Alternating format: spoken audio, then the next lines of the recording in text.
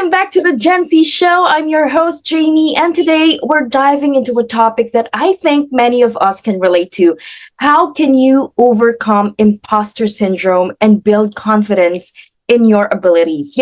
Imposter syndrome, for those who don't know, it is that nagging feeling that you're not really as capable as others think you are, and it can really hold you back. It's basically, the fear that you're a fraud and sooner or later people will find out. So this feeling can make you, doubt your accomplishments and feel like you don't deserve your success. And I know that it can affect anyone, regardless of their job or level of success. And it often leads to increased stress, anxiety, and a lack of self confidence. And I can totally relate to that. Sometimes this imposter syndrome, can be overwhelming and it stops us from reaching our full potential.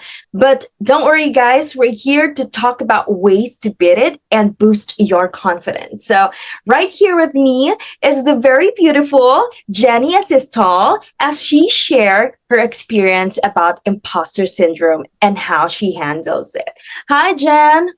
Hello, everyone. Hello to our viewers out there. All right. So, Jen, can you explain to me like what imposter syndrome feels like? That persistent feeling of fear or self doubt that you have. If there are any accomplishments that you've ever had in your life, and then you're doubting yourself that did I really do it? Is it just Right. me, or is it just because of luck, or is it that I am just really setting super high standards to myself?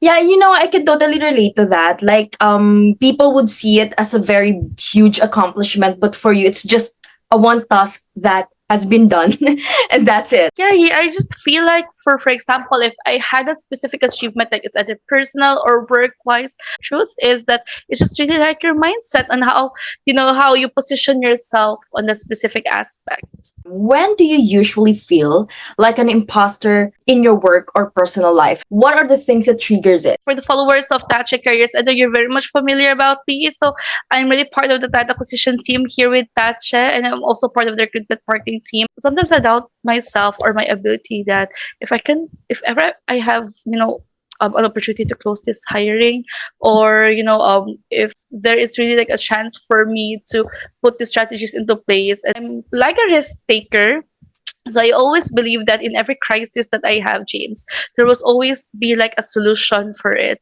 I love what I'm doing, so I think that's also like a motivating factor for me. And imposter syndrome, as what you've mentioned, often kicks in when you're starting a new job. If you're new to Yeah. your place or receiving praise, medyo nakaka-pressure siya eh. I'm a newbie with this, and I'm surrounded by successful people. You can help not to compare yourself and at the same time doubt your abilities.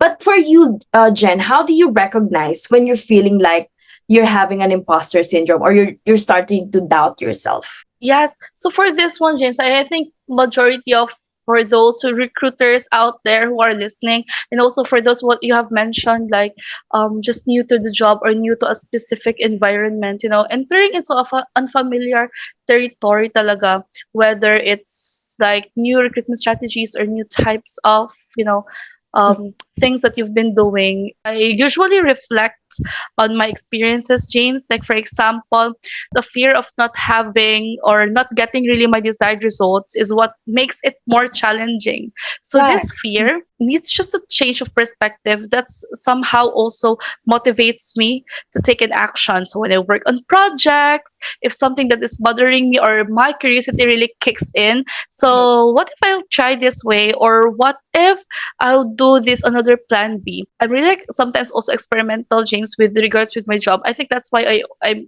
really almost like passionate also in doing recruitment and doing this and that. Right. And what I like about what you said is that you have the passion already. I mean, despite of Yes. all those, negative thoughts that's in your mind, as long as you have the passion and you know that you like what you're doing, I think maganda siyang reason to continue whatever you're doing. As for me, Uh-huh. actually, I recognize I'm feeling like an imposter when I start doubting my achievements. I'm anxious about being exposed as a fraud, downplay my successes. Because sometimes when you say, or people say that you're an expert, and you'd think, no, I'm not. I just know what to do, but I'm not, or something like that. And then that actually triggers my imposter syndrome. Since you've recognized whenever you feel like you're an imposter or you have doubts, what steps have you taken to build confidence in your abilities? I think for me, it's just taking responsibility for all the decisions,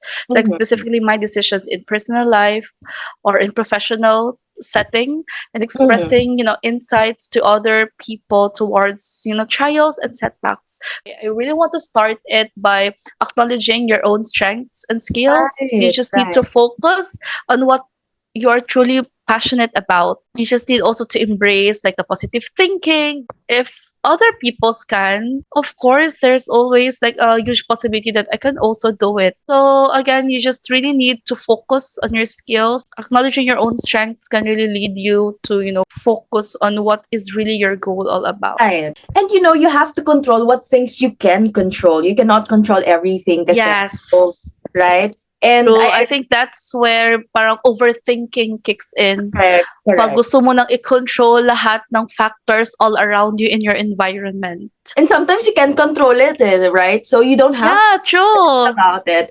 Right. And I think one thing that I learned from what you said would be you have to be a little kinder about yourself. You Be have to be kind to kinder to yourself. yourself. You have to forgive yourself if you think that you did something wrong. You have to forgive yourself because at the end of the day, ikaw at ikaw lang eh. I mean, there will True. be people out there to support you, but it's only you na talagang makakapag-push sa'yo to move forward. And as for me, I actually built confidence in my ability by setting small and achievable goals. I don't want to go, alam mo yun, yung long-term goals or yung para talagang sobrang laking goals na sa tingin ko hindi ko naman Yes. agad.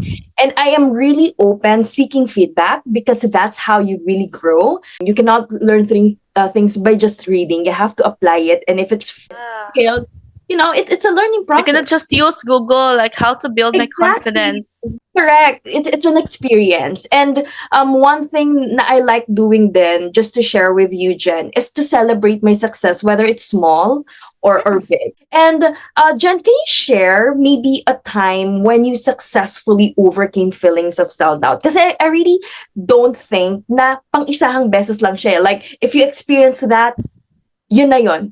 Let's align it to my job again as a recruiter in making hiring decisions in my division, James. So if I'm given like a high niche role, so my first question would always be, where can I find this person and what strategies can I do? Instead of questioning myself, is there really like a person who can do this thing? So if you can see the difference, James, so it has really like a difference on that one. So it's just really doing like the right mindset and focusing on what you can do rather than getting bogged down by your self doubts that no, I cannot do, I cannot close this hiring. It's all really all about channeling your energy into a much more positive thinking, that's in that way that you can achieve your success. So you just need to change your mindset that where I can find this person, what strategies, for the people who can I ask help for me to be able to overcome this crisis. It's just a matter really of time, strategies, and a positive thinking to yourself. At the end of the day, this is just really like a work. Right. And you know what? I can totally relate to that. Like, yung parang first work mo, you doubt yourself na, oh no, I think I can't do it. Yung parang ina-assume mo na hindi mo kaya. Yes. You really can. It's just that there's a negative thought inside you that you can't really get out of your head. I am so scared every time I do this kind of episode, especially if I'm going to interview someone, because I'm really afraid that I might ask the wrong question, or am I doing it right, or something like that. So the self-doubt is always there, but really up to you how you handle it. Since you've mentioned about the positive self-talk, or you always Mm-mm. because I know it's really important. What kind of positive self-talk or affirmations help you boost your confidence na kapag sinabi mo sa sarili mo, ay, I think I'm empowered. I really don't have like a specific quotes, James. I'm not really like a quotes person. In doing like a positive self-talk or a reflection to myself to help me boost my confidence for me to be able to get through the day, it's just I always just say to myself that I am capable, that Jen, you are capable, you are competent. I always remind myself on where I started. So I just really started like just hiring just common positions, and right now you have been able to interview like director positions, managerial positions, so on and so forth. Second is mistakes or opportunities for growth, because that's also one thing, Jamie, that I can think that they are really having also like a fear, or they are doubting themselves. It's because of also like the mistakes. So you just need to, change your perspective. Mistakes are always, an opportunity for growth. It's an I agree. opportunity for learning. Mhm. Embrace all of your failures and reflect that one. Yeah, those are just the things that if ever again I am experiencing any crisis in my life, I can always see that this is really okay. I quote pa ng papa ko, lilipas din yan. That's very nice actually, because sometimes nasuccumb ka kasi ng self-doubt. Mawawala even the performance mo eh. You have to learn to forgive yourself. You have to learn to be kinder to yourself. Again, ikaw at ikaw lang din ang tutulong sa sarili mo. So I really love when you So, say, or for your self-affirmation, yung I am capable and deserving of success. Sometimes ako, ang sinasabi ko, I am constantly growing and improving. So even if I make mistakes, because mistakes are inevitable. You can't control that. You cannot avoid that. 'Di ba? Parang natural sa tao yung magkamali. And you have to forgive yourself if magkakamali ka man. Ako naman curious, Jen. I'm genuinely curious. How do you celebrate your achievements, even the small ones? rewarding myself even talaga before, way back in college talaga. Now if I finish, like for example, if I closed a specific position, so sometimes I eat out. It's just a matter of thinking that I deserve to have this kind of thing or a food. Another thing, Jamie, is I always share this one, the wins, to the people around me, to my Oh, that's so husband, to my nice. family, and everything. Just a simple talk like, hey, I am, awarded by this one. I was able to close this one. Hi, my boss told me that I did a good job on this one. Yeah, celebrate it with people who believes in you in the first place, right? Yes. Going back, Jen, in the failure naman, what strategies do you use to bounce back from failure? I'm really like an emotional person before, if ever I commit mistakes, not just, if either like personal or professional wise. So number one is really learn that the acceptance that mistakes, it's just really like a natural part of the learning process. Take accountability, actionable steps on how you will be able to get a learning from it, how you are going to be able to improve yourself in the future. Next, if shifting always your perspective, reminding yourself that one setback doesn't really define who you are, it doesn't really define your competence. And actually, it's a great reminder for everyone that, failure is a natural part of growth and success. So you don't have to feel sorry about every time that you fail. It's a learning curve as well. It's a way for you to learn things in general, and you always need to practice self-compassion, and you have to make sure that you have a support group, friends or mentors that will help you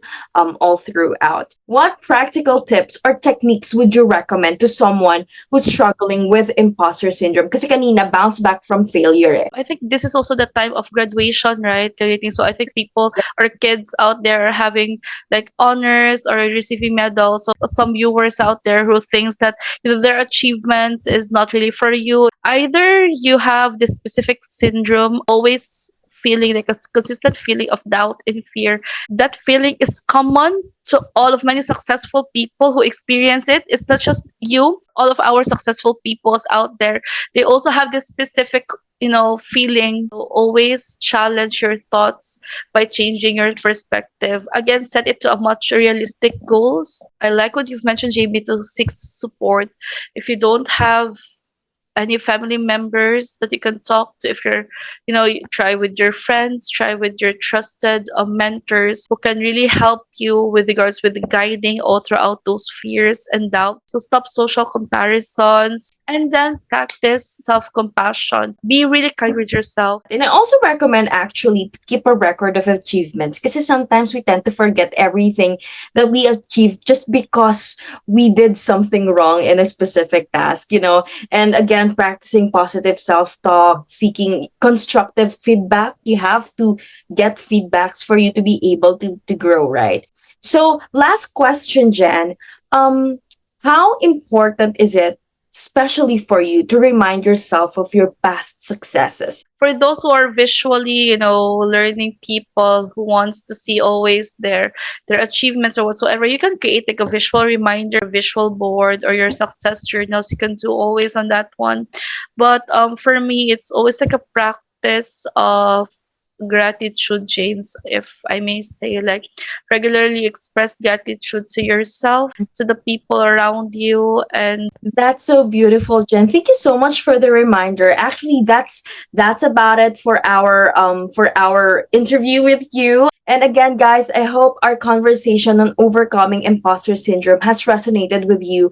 Again, you are not alone in feeling like an imposter. It's something many of us experience, but it doesn't define your worth or your abilities. So again, stay confident, stay motivated, and most importantly, stay true to yourself. So thank you for joining us on the Gen Z show. Until next time, keep pushing forward and shining bright. You've got this, guys. See you on our next episode.